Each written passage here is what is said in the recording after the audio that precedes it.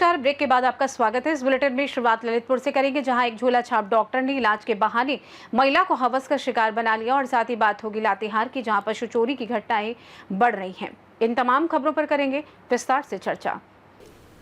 युवा भारती स्टेडियम में चल रहे रांझा कप के तीसरे दिन 4 रोमांचित मुकाबले हुए। राजन कप समिति के सदस्य दीपेश मारू ने बताया कि पहला मैच राजाना वॉरियर्स और कामुदेन पेंट्स के बीच खेला गया, जिसमें कामुदेन विजय रही। इसी तरह दूसरा मैच माकृपा एंटरप्राइजेज और भार्गव 11 के मध्य खेला गया, उसमें माकृपा एंटरप्राइजेज विजय रही। तीसरा मैच वीआर ब्रदर और प्रजापति 11 के मध्य खेला गया, जिसमें वीआर ब्रदर विजय रही। वहीं चौथा मैच यंगस्टर 11 और किंग्स 11 राजन के मध्य खेला गया, जिसमें किंग 11 राजाना विजय रही। मंगलवार को अंतिम मैच बहुत ही रोमांचित हुआ। यंगस्टर 11 ने पहले बल्लेबाजी करते हुए निर्धारित 10 ओवर में 104 रन का टारगेट खड़ा किया। जवाब में किंग 11 राजाना ने ये लक्ष्य आसानी से हासिल कर लिया। वहीं किंग 11 राजाना की ओर से जितेंद्र सिंह ने तेज तर्रार 18 गेंदों में 42 बनाए। इसके साथ ही 2 ओवर में 9 रन देकर 2 विकेट लिए। अच्छी बैटिंग के लिए जितेंद्र सिंह को मैन ऑफ द मैच पुरस्कार देकर सम्मानित किया गया। वहीं दीपेश ने बताया कि अभी तक जितने भी क्रिकेट मैच हुए हैं, सभी मैच बहुत ही रोमांचित हुए हैं। राजलदेसा चूरू से सीनियर संवाददाता पवन शर्मा की रिपोर्ट।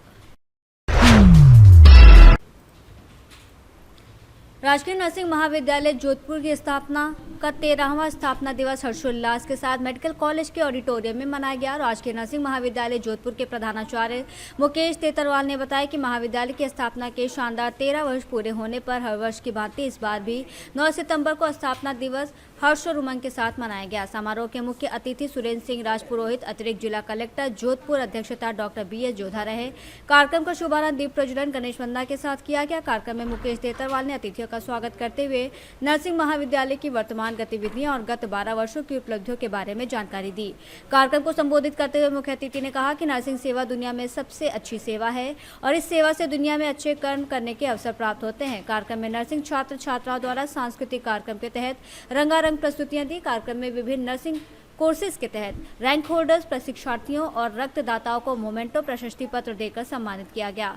कार्यक्रम में राजस्थान नर्सेज एसोसिएशन के संरक्षक पीयूष ज्ञानी, अध्यक्ष विजेंद्र सिंह मेड़तिया, पूर्व अध्यक्ष जगदीश जाट, कार्यवाहक अध्यक्ष जितेंद्र बड़वाल, बसंत रायल, मोहम्मद साबिर आदि गणमान्य लोग मौजूद रहे। कार्यक्रम के अंत में सुरेंद्र चौधरी ने सभी का आभार व्यक्त किया। वहीं कार्यक्रम का संचालन मंजू शर्मा, सुमी मैथ्यू, मनोहर सिंह सिरवी और उनकी टीम ने किया। जोधपुर से सीनियर संवाददाता आनंद शर्मा की रिपोर्ट। ललितपुर में थाना बानपुर क्षेत्र में मानवता को शर्मसार कर देने वाला मामला सामने आया है। एक झोला छाप डॉक्टर ने इलाज के बहाने महिला को हवस का शिकार बनाया। बताया जा रहा है कि आरोपी डॉक्टर महरौनी क्षेत्र में क्लिनिक संचालित करता था। पीड़िता के अनुसार वो इलाज के लिए आरोपी के क्लिनिक पर गई थी, जहां उसे जांच के नाम पर बार बार बुलाया गया। जांच के दौरान आरोपी ने महिला को बेहोशी का इंजेक्शन लगाया, उसकी इस्मत से खिलवाड़ किया। घटना के बाद महिला कई दिनों तक सदमे में रही और भयवश किसी को कुछ नहीं बता सकी। आखिरकार हिम्मत जुटाकर पीड़िता ने अपने पति को पूरी आपबीती सुनाई। पति के साथ महिला फरियाद लेकर संबंधित क्षेत्राधिकारी महरौनी के पास पहुंची और न्याय की गुहार लगाई। पीड़िता ने आरोप लगाया कि आरोपी डॉक्टर लंबे समय से इस तरह की हरकतों में लिप्त है और भोले भाले मरीजों को अपने जाल में फंसा लेता है। स्थानीय लोगों ने भी प्रशासन से सख्त कार्रवाई की मांग की है, ताकि ऐसे झोला छाप डॉक्टरों पर अंकुश लगाया जा सके जो लोगों की जिंदगी और इज्जत से खिलवाड़ कर रहे हैं। पुलिस का कहना है कि मामला बेहद गंभीर है। पीड़िता का मेडिकल परीक्षण कराकर आरोपी पर सख्त धाराओं में मुकदमा दर्ज किया जाएगा। क्या घटना घटित हो गई है? मेरे गांव का डॉक्टर था, तो दवाई करने में बीमार थी, तो वो दवाई करने आया और दवाई की तो उससे आराम नहीं था। तो उसने मुझको बोला कि तुम ठीक हो? तो मैंने बोला नहीं। तो उसने बुलाया मुझको फ़ोन करके। 1-2 दिन बाद महरौनी पर नारा रोड पर मेडिकल पर आ रहा हूँ, उधर जाँच करेंगे। अच्छा, किस लिए बुलाया आपको महरौनी रोड पर? दवाई के लिए। अच्छा, फिर क्या हुआ? फिर उसने मुझे बेहोशी का इंजेक्शन लगाया। लगाकर मुझे नहीं पता कि फिर किया है। फिर मैं जब उठी तो मेरे पास कपड़े नहीं थे। तो कब की घटना है? ये 16/8 की है। अच्छा, इतने दिनों आप केस के पहले आपने शिकायत की थी? नहीं, तो वो धमकी देता था कि मैं तुझे मार दूंगी जान से, और तेरे पति को भी मार दूंगी। तो मैं इस बारे में नहीं बताया किसी को। तो क्या चाहती हैं आप? न्याय चाहती हूँ। ललितपुर से सीनियर संवाददाता विकास सोनी की रिपोर्ट। लातेहार शहर के मेन रोड स्थित सुधा वस्त्रालय के संचालक गुंजन कुमार शॉन्डिक की गाय रविवार की मध्यरात्रि करीब 2:21 पर अज्ञात चोरों द्वारा चोरी कर ली गई। इसी तरह धर्मपुर निवासी पांडेपुरा स्कूल के प्रधानाचार्य आशीष कुमार सिन्हा की गाय भी शुक्रवार 5 सितंबर को सुबह 2 से 3 बजे के बीच चोरी हो गई। दोनों घटनाओं के बाद पीड़ितों ने लातेहार पुलिस अधीक्षक कुमार गौरव को आवेदन देकर चोरों के खिलाफ सख्त कार्रवाई की मांग की है। वहीं जानकारी के अनुसार चोरों ने जुबली चौक के आगे राठौर कॉम्प्लेक्स के पास एक पिकअप वाहन में गाय को लाद कर फरार हो गए। गुंजन कुमार ने बताया कि गाय रोज की तरह दुकान के पास बंधी थी और देर रात संदिग्ध हरकतें महसूस होने पर उन्होंने सीसीटीवी फुटेज देखा, जिसमें पिकअप गाड़ी में जबरन गाय ले जाते हुए देखा गया। लगातार हो रही ऐसी घटनाओं से स्थानीय लोगों में दहशत है और पुलिस से कड़ी निगरानी और कार्रवाई की मांग की जा रही है।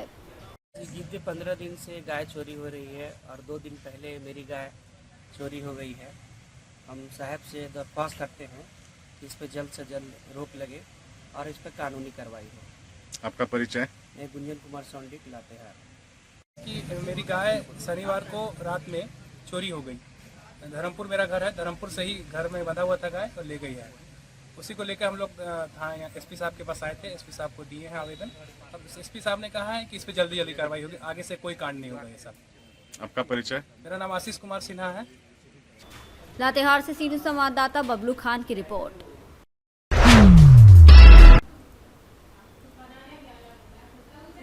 अबूबा अनाय में मनरेगा अंतर्गत राशि निकासी को लेकर लगाए गए आरोपों में नया मोड़ सामने आया है। ग्राम बतात कला पंचायत पेशरार की निवासी भारती देवी ने उप विकास आयुक्त लातेहार को लिखित आवेदन देकर रोजगार सेवक मेहताब आलम पर लगाए गए सभी आरोपों को निराधार और बेबुनियाद बताया है। अपने आवेदन में भारती देवी ने कहा है कि उन्होंने किसी भ्रमवश या बिचौलियों की बातों में आकर आरोप लगाए थे, जबकि उनका रोजगार सेवक मेहताब आलम से कभी कोई पैसों का लेन देन नहीं हुआ और न ही वो उन्हें जानती हैं। उन्होंने साफ कहा कि वर्तमान में वो काताल निर्माण कार्य कर रही हैं, उन्हें किसी से कोई आपत्ति नहीं है। भारती देवी ने अपने बयान में रोजगार सेवक पर लगाए गए आरोपों को वापस लेते हुए अनुरोध किया है कि इस मामले में किसी भी प्रकार की कार्रवाई न की जाए।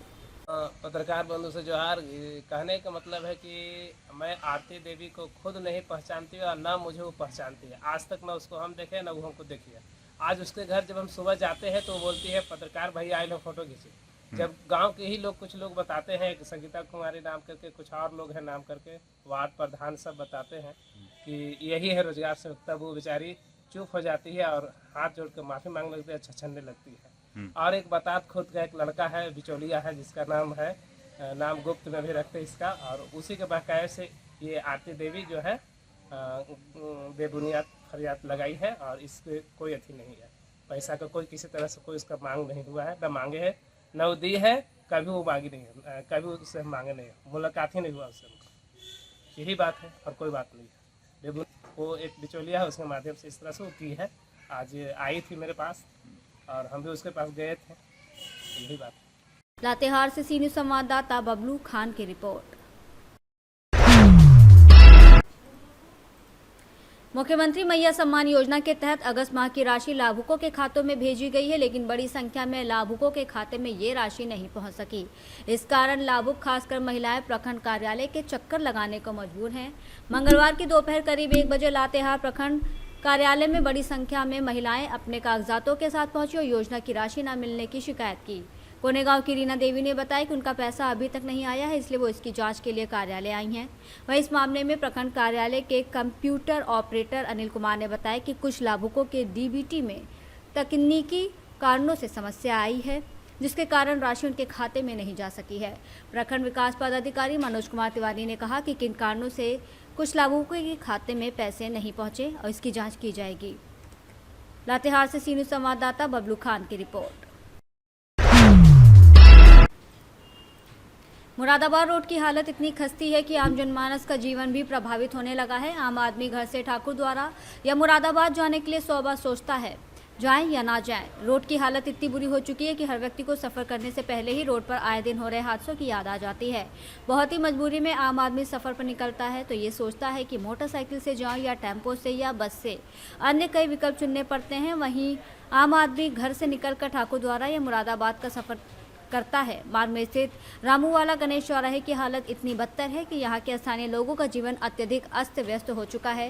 रोड में पड़े गड्ढे से आए दिन कोई ना कोई वाहन, मोटरसाइकिल गिरती रहती है और दुकानदार दुकान छोड़कर उनकी मदद के लिए बार बार जाते हैं। रोड के आसपास पानी की निकासी के लिए कोई नाला नहीं है, जिसके कारण यहाँ की रोड बार बार टूटती रहती है। रोड की मरम्मत से पहले इस चौराहे पर पानी की निकासी का होना अति आवश्यक है, लेकिन लोक निर्माण विभाग पूरी रूप से आंख मूंदे पड़ा हुआ है। सर, आपका नाम क्या है? मदन पाल सिंह चौहान, ग्राम रामूवाला गणेश। अच्छा, क्या मामला है यहाँ पर जो आपने ये लोग इकट्ठा हुए हैं? यहाँ पे सड़कों की इतनी परेशानी है, सड़क से लोग आए दिन गिरते रहते हैं, एक्सीडेंट होते रहते हैं, धूल है, बरसात होती तो पानी भरा रहता है और इतनी परेशानी है कि बस निकलना मुश्किल है यहाँ से। पानी क्यों भरा रहता है इसकी? पानी की बरसात निकलने की निकासी नहीं है पानी की, और नाले नहीं है यहाँ पे, नालियाँ नहीं है ना। आए दिन अगर सड़क बंद भी जाती है तो वो टूट जाती है हाथों हाथ। अच्छा, आपने लिखित रूप में शिकायत किसी अधिकारी से करी? शिकायत सबसे की है, PWD से भी की है, आए दिन होती रहती है शिकायत, और यहाँ को अधिकारियों का तो निकलना रहता ही है। सबको पता है कि यहाँ क्या स्थिति है। क्या क्या समस्या है? समस्या यही है, पानी निकासी की है और सड़क टूटी हुई है, सड़क की है, धूल आए दिन जब सड़क टूटी हुई है तो धूल इतनी उड़ती है क्या समझ लो, सब बीमारी है। परेशान है तो धूल से अभी भी बाहर निकलना तब भी धूल देखो, पानी देखो। हम चाहते हैं इस सड़क को बनाया जाए, पानी की निकासी करी जाए, नाले बनाए जाएँ। सहूलियत क्या नाम है आपका? चौधरी सोमपाल सिंह।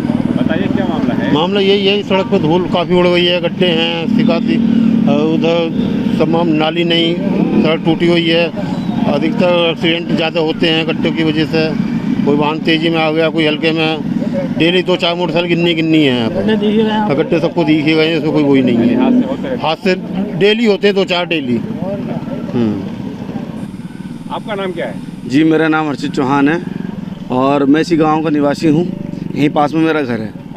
और मामला ये है, इस रोड की वजह से, जितनी रोड ख़राब है उसकी वजह से बरसात में यहाँ पर पानी भर जाता है और पानी की वजह से भी दुर्घटनाएं बहुत होती हैं। आप देखिए, अगर आप चाहें तो इसकी तरफ घुमाइए नज़र, यहाँ बोर्ड भी लगा रखा है मिशन ये रोज़ का, लेकिन उससे कोई फ़ायदा नहीं है। लोग ध्यान नहीं दे रहे, ना PWD ध्यान दे रही है, ना कोई अधिकारी ध्यान दे रहा है। रोज़ का आना जाना है इस रोड से अधिकारियों का, रोज़ मुरादाबाद से लेके ठाकुर द्वारा काशीपुर यही रोड जोड़ती है, पर इस रोड पे कोई ध्यान नहीं देता है।